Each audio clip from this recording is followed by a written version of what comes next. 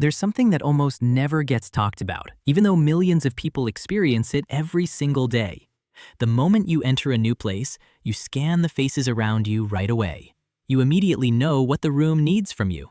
You think right away, could this be the room where I actually fit? There is exhaustion that starts before any conversation does. But here's the strange part.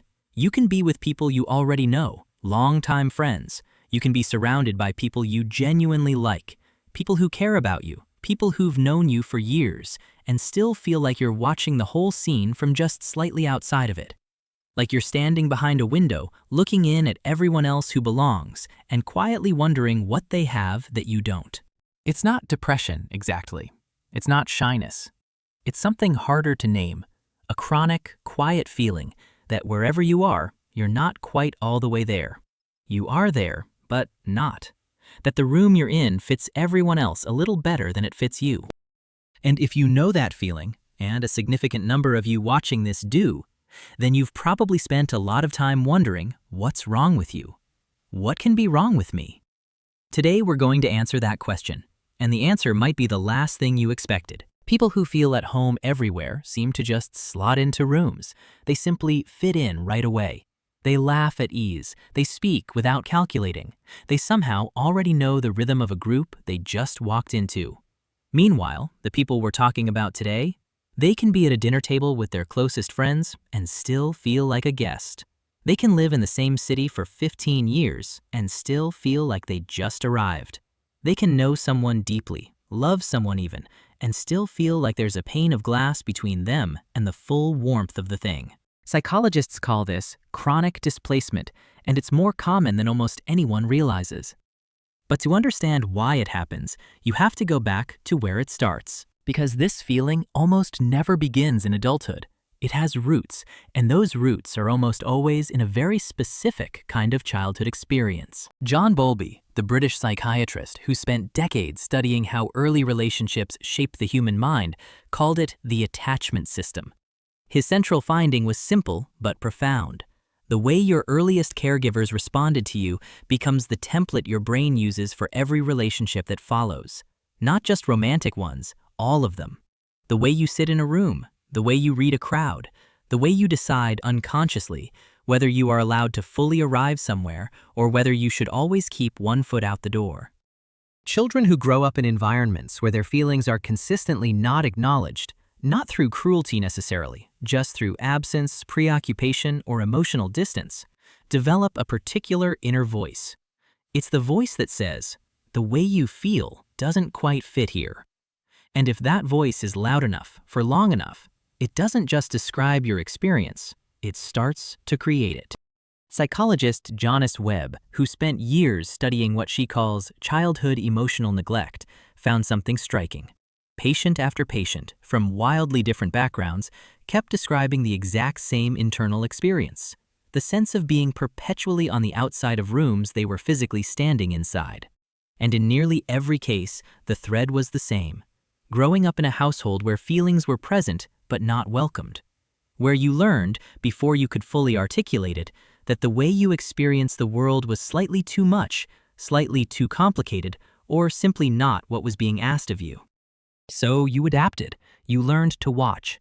You became very good at reading what a room needed from you and performing it, just well enough to pass as someone who belonged. But performing belonging is exhausting, and it never quite feels like the real thing. But let's get specific about what this actually does to a person's psychology, because the effects are subtler and stranger than most people expect. When you have never been entirely inside a group, you develop an acute sensitivity to the hidden architecture of rooms, the unspoken hierarchies, the inside jokes with histories you weren't part of, the way people's eyes move when someone says something slightly off. Social psychologists call this enhanced perceptual acuity. The brain, denied the comfort of automatic belonging, compensates by becoming extraordinarily good at reading situations. This is both a gift and an exhaustion. People who feel like permanent observers often become the most perceptive individuals in the room. They see things no one else notices: the tension behind the laughter, the mask behind the confidence, the loneliness behind the person everybody claims is doing fine. but they pay a price. You can't turn it off. Being hyper-aware of a room's social undercurrents while simultaneously trying to find your footing inside it is a profound cognitive load that most people simply never experience. And the second thing it creates is a particular relationship with identity. Most people know who they are because they belong to things, a city, a generation, a cultural shorthand. Belonging provides identity as a kind of byproduct. But when you've never fully belonged to anything, identity becomes something you have to construct deliberately, consciously, from the inside out.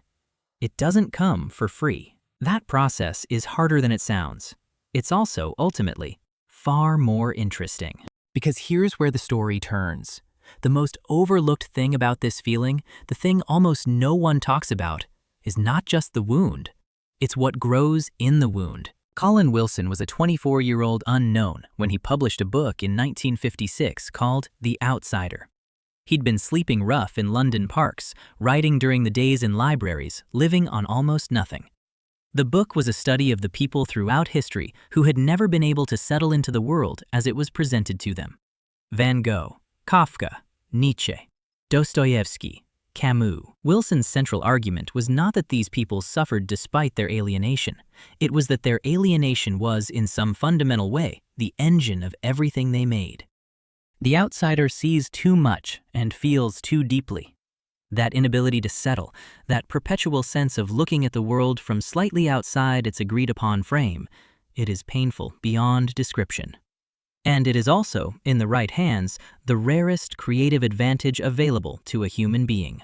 Kafka could describe the experience of bureaucratic dehumanization so precisely because he never stopped noticing it.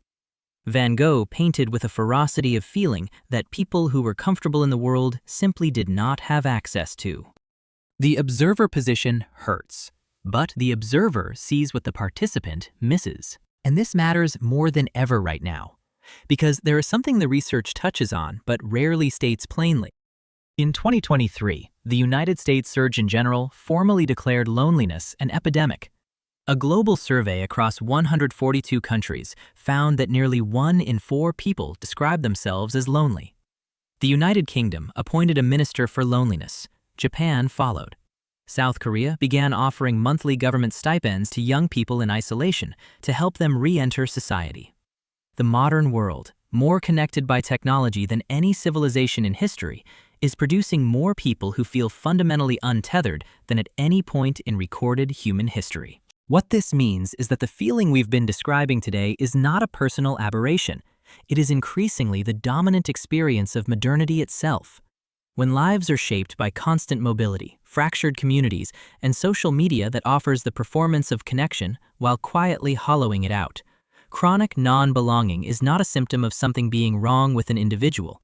It is an accurate read of an environment that has made genuine belonging structurally harder than it used to be. The people who never feel quite at home are not misreading the room. In many ways, they are the ones reading it most accurately. So where does that leave you, if this is the thing you've been carrying? The first thing, and this matters more than any coping strategy or reframe, is the recognition that this feeling is not evidence of a defect. It is evidence of a history. Something shaped this in you, whether it was a childhood that didn't quite see you, or a life spent moving before you could root, or simply a mind that processes experience at a depth that doesn't fit neatly inside the average room. This is not a flaw in your wiring. It is the wiring. And the thing that might be the hardest to accept, but is also the most true, is that belonging, for you, is not going to come from finally finding the room where everyone is just like you. It is going to come from a different source entirely.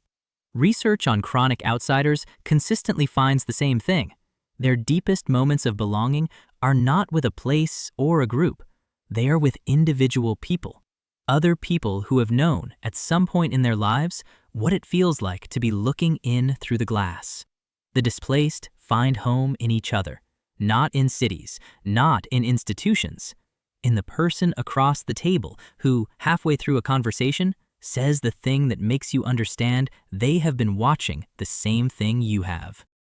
There is a line from Kafka, a man who never felt at home anywhere he lived, in any language he wrote. in any body he inhabited that has never quite left me. He wrote, "There is infinite hope, but not for us." It reads like despair. But read differently, in context, it is something else entirely. It is the acknowledgement that the world as it presents itself does not have a slot for you, and the quiet, radical suggestion that this might not be a problem. I repeat that. It is not a problem. It's okay. Be cool with that. The people who never feel at home anywhere have, whether they chose it or not, become experts in the most fundamental human skill there is: the ability to be present in a place without requiring it to confirm who you are. To be a guest in every room, and to find, eventually, that this is its own kind of freedom. Do not require yourself to be accepted and affirmed by others. The window you've been looking through your whole life? You're not on the wrong side of it. You're just one of the few people who can see it clearly enough to know it's there. If this found you today, please subscribe.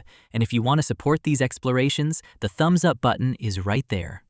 I genuinely appreciate every single one of you who showed up for this one. Let's chill and discover.